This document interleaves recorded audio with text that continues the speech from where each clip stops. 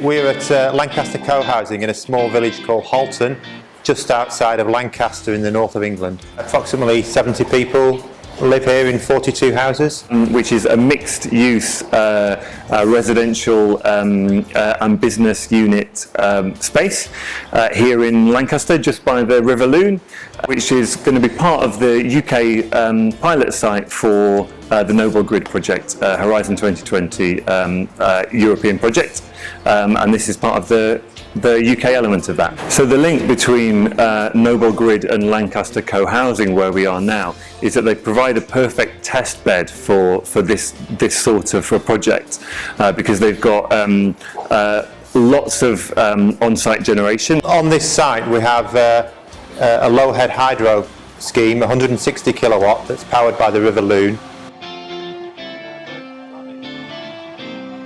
We also have 90 kilowatts of solar PV panels, and we have a heating system that uses wood chip biomass boiler and solar thermal panels.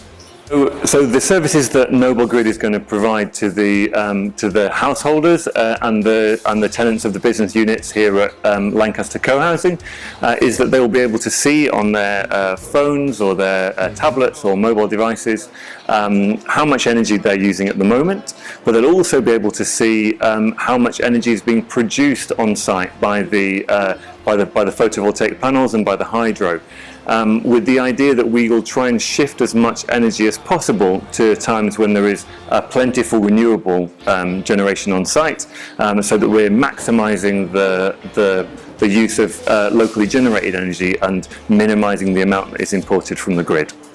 So the smart energy, that it gives people much more control over the way that they use energy, and hopefully it enables them to reduce their bills.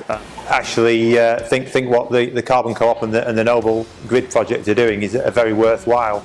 We're very interested in understanding how we use our energy, and we're also very interested in how we can shift the use of our energy to make our grid work better, and to perhaps get better lower energy tariffs. The way in that NOBEL GRID helps to make projects like Lancaster Cohousing more viable is that now that the government subsidies for renewable energy, for example, are much lower than they've been in the past. We need to look at more interesting and varied ways to generate the maximum income from renewable schemes.